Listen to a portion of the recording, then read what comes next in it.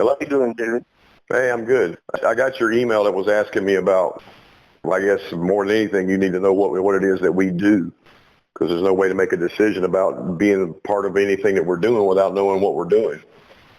So what can I help you with today?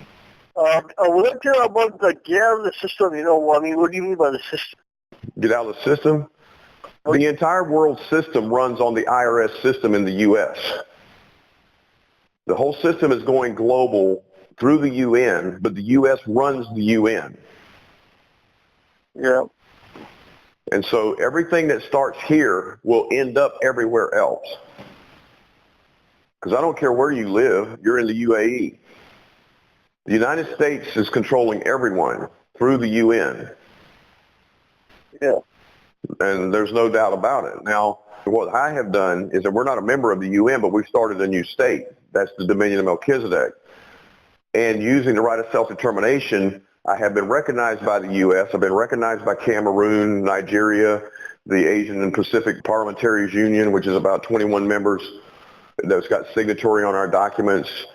We're running an education program through an NGO that's our NGO that's in Liberia.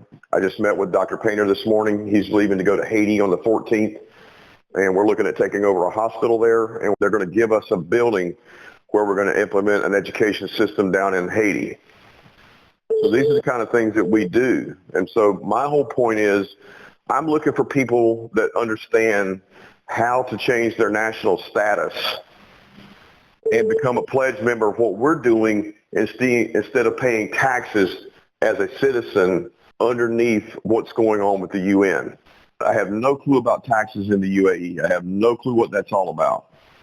Once I started down this path and I started learning what international law was all about, I tell people all the time, there's only two types of people on the planet. There are those that are exercising stewardship who have diplomatic immunity or sovereign immunity, and there are those that are doing business that have no immunity whatsoever. Now, what that means in the United States is, being from the U.S., I can tell you what it means. The United States has the largest prison population on the entire planet. They don't have the largest population, but they have the largest prison population. Why? Because they're making money in the prison system.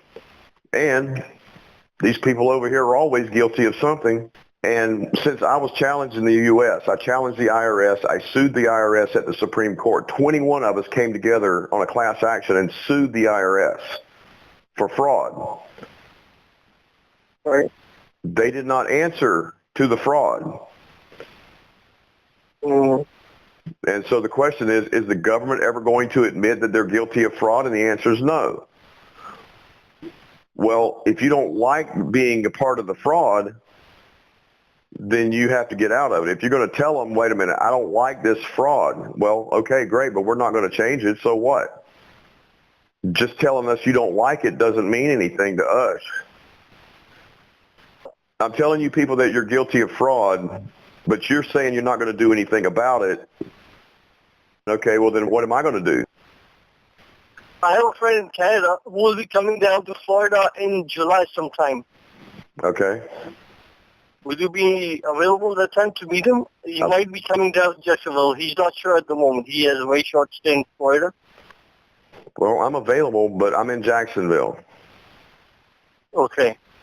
Can I ask him to call you? He will just introduce yourself to him. Sure. Is he Canadian? Yeah, he's Canadian, yeah. He's Pakistani Canadian. Does he speak English or does he speak French? Or does he speak both? He speaks English. Okay. Is English the international language for the UAE? Yes, it's English and Arabic, both. English and Arabic. English, and so you learned English and Arabic, right? No, I speak just English, because it was an international school where I was in, and everyone spoke English to us. And they gave us French as a second language because we weren't, our mother tongue wasn't Arabic, so they gave us French as a second language course. What do you mean your mother tongue was not Arabic? Because, there was some school policy, our school policy, international school lecture, I thought. I'm confused. I don't understand what school you went to because you grew up there. Where did you grow up? I grew up at the UAE. Yeah, that's right. It was an international school of Trefort. You're there in the UAE. So when you go out in public, are you speaking to them? I mean, does everybody speak English, or a lot of people speak Arabic? No, a lot of people speak Arabic, but people do speak English, yeah. People do speak English. I mean, it's pretty okay. You can get along. There's no problem. I speak Urdu, I speak Urdu or Hindi. I speak Urdu, so I mean, I don't have a problem. There are many Indians and Pakistanis roaming around, and Bengalis. So they speak Urdu as well. So you speak Hindi? You said you speak Hindi? Urdu, yeah. Urdu from Pakistan, yeah. Urdu, yeah. And that's because of a high level of population from India? Yeah, exactly. India and Pakistan.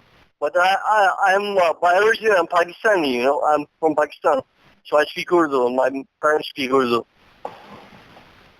Now, did you actually ever live in Pakistan? Yeah, I lived there back and forth, because I lived there after we moved from here to Pakistan. We were in touch with the UAE. We used to come here every 2 months, 3 months. We used to come to the UAE because we had the residence visa. You couldn't stay out of the UAE more than 6 months. For it to be valid. Yeah, so we had to come here every 6 months at least. I lived in St. Kitts in the Caribbean, St. Christopher and Nevis. Yeah, they have some similar policies, but we didn't have to leave every 6 months as far as residency, as long as we had pre-purchased at all times a plane flight. And what that's for is if you're there in their country on the island, the reason they want you to have a prepaid plane flight is that if you violate the law or you get named persona non grata or something like that, they would take your plane flight and they'd put you on the plane and they'd send you out of there, but you had to pay for it. So we had to have a plane flight always prepaid for. I mean, we bought a house there, so we lived there for over 2 years. Wow.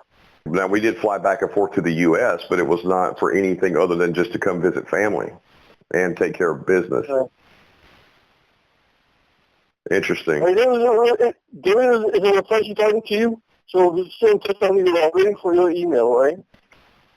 Well, thanks for calling, and it must be evening time over there, right? Yeah, it's about 10 o'clock here, 10:30. Didn't know it was that late. Thanks for calling, and I look forward to hearing from him. All right, take care.